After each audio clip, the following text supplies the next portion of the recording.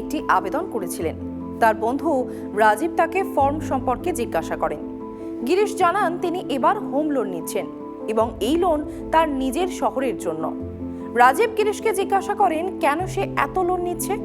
এটুকু শুনেই আপনার মনে হয়তো প্রশ্ন উঠতে পারে, তাহলে একজন ব্যক্তি কতগুলি লোন নিতে পারে? এই প্রশ্ন ওঠা খুব স্বাভাবিক। আসুন দেখা যাক। আপনি হয়তো প্রায় শুনে থাকবেন যে কারোর নামে একসঙ্গে 3টে লোন চলছে, অথবা কেউ একসঙ্গে 4টে বিভিন্ন ধরনের ঋণ মেটাচ্ছেন। এমন পরিস্থিতিতে রাজীবের মতো আপনিও নিশ্চয়ই ভাবছেন একজন ব্যক্তি কতগুলি লোন নিতে পারেন। এর কি কোনো সীমা আছে? একজন ব্যক্তিকে বিভিন্ন ধরনের লোন দেওয়ার আগে ব্যাংকগুলি কোন কোন বিষয় নজর দিয়ে থাকে? আমরা আপনার এই সব প্রশ্নের উত্তর দেব এই প্রতিবেদনে। আপনি প্রথম বা দ্বিতীয় বা তৃতীয়বার যখনই লোনের জন্য আবেদন করেন, ব্যাংক প্রথমেই আপনার লোনের যোগ্যতা যাচাই করে। যোগ্যতা মানে হলো যে আপনি যতটা আবেদন করেছেন ততটা টাকা আপনি আদৌ পেতে সক্ষম কিনা তা ব্যাংক চেক করে নেয়।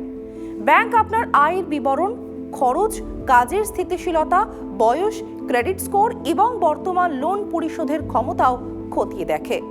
ব্যাংকগুলি এই মানদণ্ডের উপর ভিত্তি করে আপনার লোন পরিশোধ করার ক্ষমতা বিচার করে।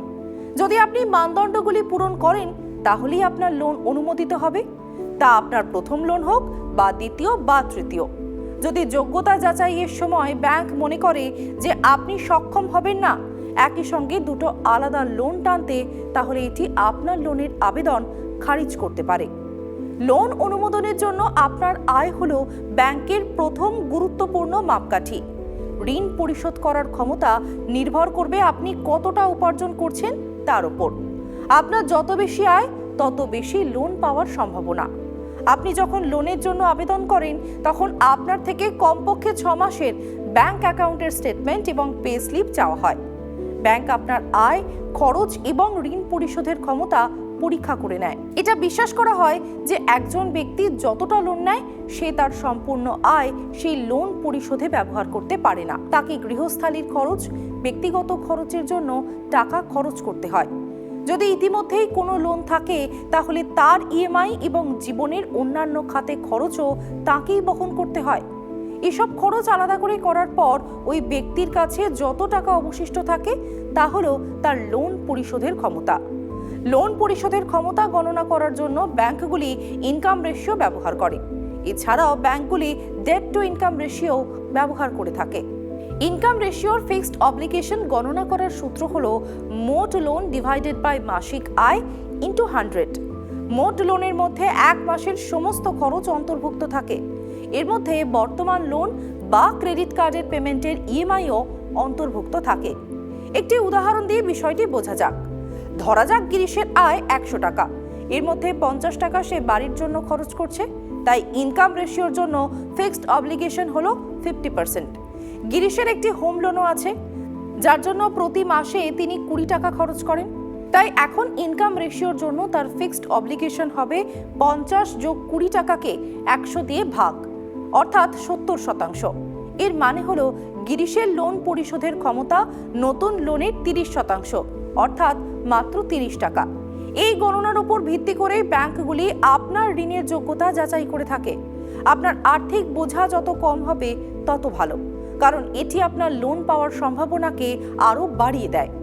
আপনার আয়, খরচ, পুরনো ঋণের ইএমআই এবং পরিশোধের ক্ষমতা ছাড়াও ব্যাংকগুলি আপনার বয়স, ক্রেডিট স্কোর, কাজের স্থিতিশীলতার মতো বিষয়গুলিও বিবেচনা করে থাকে। সময় মতো পুরনো ঋণের ইএমআই পরিশোধ ক্রেডিট স্কোর বৃদ্ধি করে।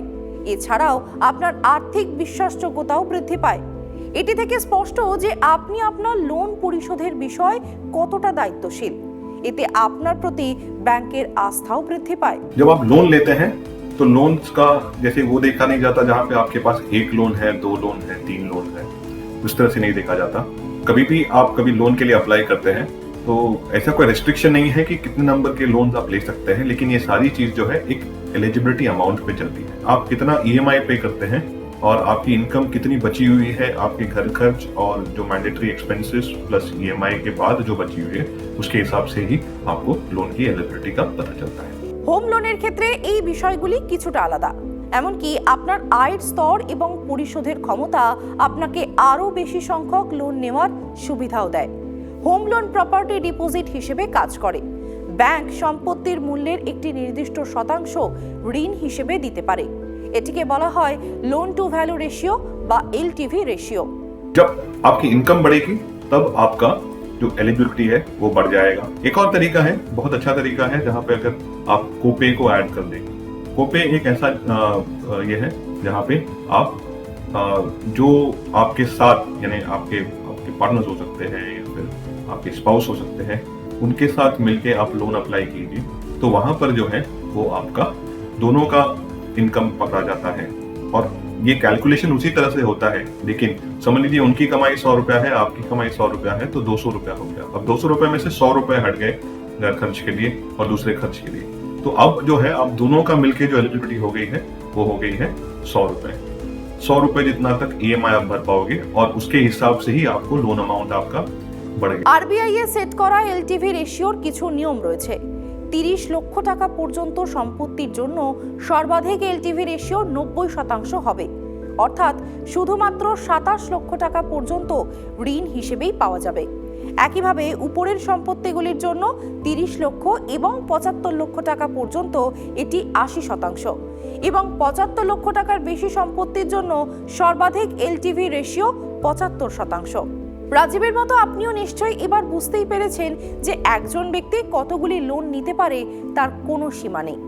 আপনি যদি 2টি বা 3টি বিভিন্ন ধরনের লোন পরিশোধ করতে সক্ষম হন তবে লোন নিতেই পারেন, তারপর সেটা হোম লোন হোক বা পার্সোনাল লোন। যদি আপনার আয় এতটাই বেশি হয় যে আপনি সময় মতো একাধিক লোনের EMI পরিশোধ করতে পারেন, তাহলে আপনি আবেদন করতেই পারেন।